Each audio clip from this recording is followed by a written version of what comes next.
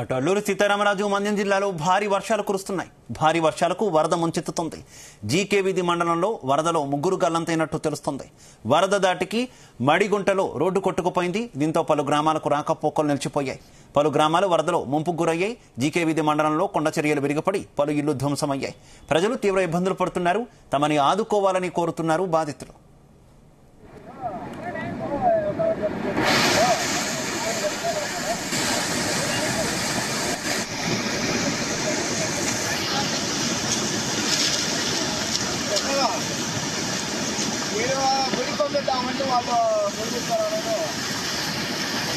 ఆదివారం సాయంత్రం రాత్రి 12 గంటలకు పైరుండే కొండ చర్యలు విరిగి మా ఊరు అంతా ధ్వంసమైపోయినది.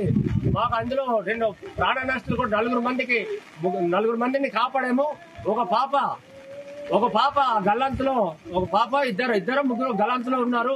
దయచేసి ప్రభుత్వం తక్షణమే మా వద్దకు రావాలని కోరుకుంటున్నాము. మాకు ఎటువంటి సిగ్నల్ లేదు, జియో సిగ్నల్ లేదు, బిఎస్ఎన్ఎల్ సిగ్నల్ లేదు. కాబట్టి కలెక్టర్ గారు దయచేసి ఎక్కడున్నారు సార్, మీరు దయచేసి మాకు తొందరగా వచ్చి మాకు న్యాయం చేకూరుస్తారని. మాకు తినడానికి తిండి లేదు, కట్టడానికి బట్టలు లేవు. రైట్, మన్యం జిల్లాలో తాజా పరిస్థితికి సంబంధించి మరింత సమాచారం మా కరెస్పాండెంట్ దుర్గాప్రసాద్ అందిస్తారు. దుర్గాప్రసాద్.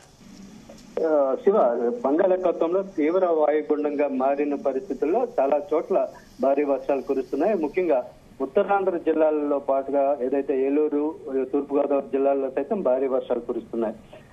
శ్రీకాకుళం, అలావిధంగా విజయనగరం, మన్యం, పార్తీపురం, మన్యం, అల్లూరు జిల్లాల్లో కూడా భారీ వర్షాలు కురుస్తుండడంతో పలు చోట్ల నదులు, వాగులు పొంగిపొరలు ప్రవహిస్తున్నాయి. శ్రీకాకుళం జిల్లా పరిధిలోని నాగావళి, వంశధార నదులైతే తీవ్ర రూపం దాల్చిన పరిస్థితి అయితే ఉంది. అదేవిధంగా ఆంధ్ర, ఒడిశా సరిహద్దు ప్రాంతంలో భారీగా వర్షాలు కురుస్తుండడంతో ప్రస్తుతం మన్యం జిల్లాతో పాటుగా అదేవిధంగా శ్రీకాకుళం, అల్లూరి సీతారామరాజు జిల్లాల పరిధిలో పలు చోట్ల భారీ వర్షపాతం నమోదైంది. ప్రస్తుతం రణస్థలం మండలం, అదేవిధంగా పలాస, కవిటి, కంచిలి, ఇచ్చాపురం, సోంపేట తదితర మండలాల్లో భారీ వర్షపాతం అయితే నమోదమైంది.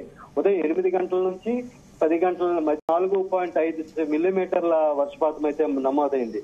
ముఖ్యంగా చాలా చోట్ల భారీ వర్షాలు కురుస్తుండడంతో ముఖ్యంగా వాగులు, వంకలు, చెరువులతో పాటుగా నదులు కూడా భారీగా వరద ఉధృతి కారణంగా ప్రవహిస్తున్నాయి. దీంతో భాగంగానే నిన్నటి నుంచి కూడా ఏదైతే రణస్థలం మండలం, లావేరు మండలం పరిధిలోని బుడతవలస, బెజ్జిపురం మధ్యలో ఉన్న వాగు అయితే పొంగిపొర్లు ప్రవహించడంతో ఒక భారీ వాహనం అయితే కొట్టుకుపోయిన పరిస్థితి ఉంది. అందులో డ్రైవర్ ని స్థానికులు రక్షించిన పరిస్థితి కూడా ఉంది. శివ, మొత్తం మీద చూసుకుంటే గడిచిన 2 రోజులుగా భారీ వర్షాలు కురుస్తున్నాయి. అయితే ఈ ఉదయం నుంచి కూడా కొంచెం వాతావరణంలో తేడా జరగడంతో శ్రీకాకుళం జిల్లా పరిధిలో కొన్ని మండలాల్లో కొంచెం వరదలు తగ్గినప్పటికీ అదేవిధంగా వానలు కూడా తగ్గుముఖం పట్టాయి. అయితే సీ ప్రాంతం ఏదైతే ఉందో తీర ప్రాంతం పరిధిలోని మండలాల్లో భారీ వర్షాలు కూడా కురుస్తున్నాయి.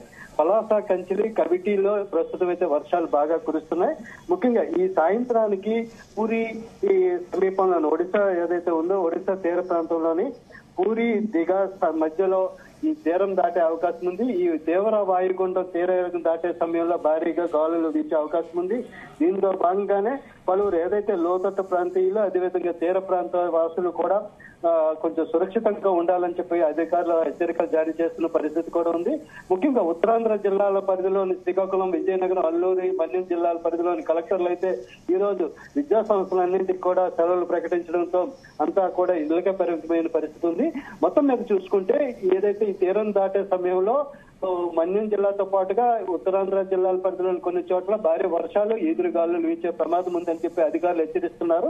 ఈ సాయంకాలం మధ్యాహ్నం తర్వాత సాయంకాలంలోగా పూరి, దిగా మధ్య ప్రాంతంలో ఏదైతే ఈ తీవ్ర వాయుగుండం తీరం దాటే అవకాశం ఉన్నట్టు తెలుస్తుంది. దీంట్లో భాగంగానే ముందస్తు చర్యలన్నీ తీసుకుంటున్నారు. కంట్రోల్ రూమ్ ఏర్పాటు చేసి ఆయా జిల్లా కలెక్టర్లు అందరూ కూడా అప్రమత్తమై అధికారులు అప్రమత్తం చేశారు. శివ, అయితే మన్యంలో ప్రజల పరిస్థితి ఏ రకంగా ఉంది?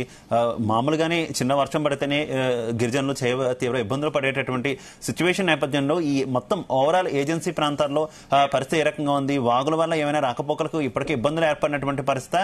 అధికారులు కొంత అంబులెన్స్లు అవి ఏమైనా అందుబాటులో, కొంత దూరం కాకపోతే కొంత దూరమైన అందుబాటులో ఉంచే ప్రయత్నాలు ఏమైనా చేస్తున్నారా?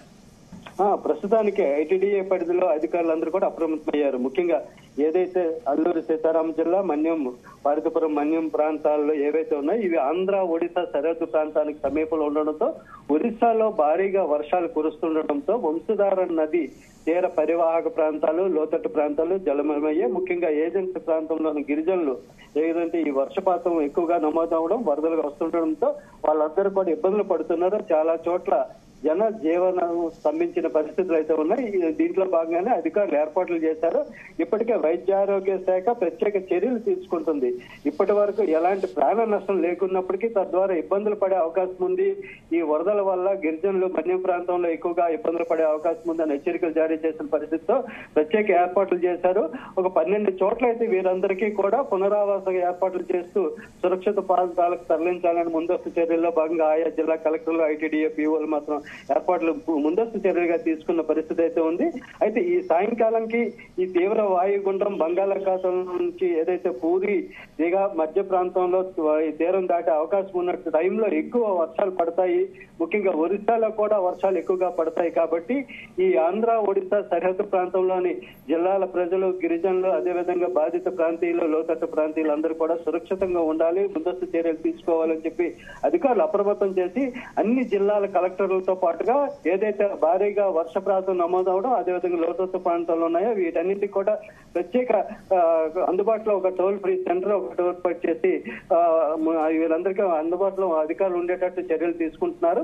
ఈ ముఖ్యంగా ఈ ఏ ప్రాంతాలు ఉన్నాయో ఏలూరు జిల్లాతో పాటుగా మన్యం జిల్లా అదేవిధంగా అల్లూరు సీతారామ జిల్లా శ్రీకాకుళం జిల్లా ఈ వరద ప్రాంతాలు ఏవైతే ఉన్నాయో నదీ తీర పరివాహక ప్రాంతాల ప్రజలను అప్రమత్తం చేసి ముందస్తు చర్యల్లో భాగంగా అందరికీ హై అలర్ట్ ప్రకటించిన పరిస్థితి అయితే ఉంది. Okay okay thank you.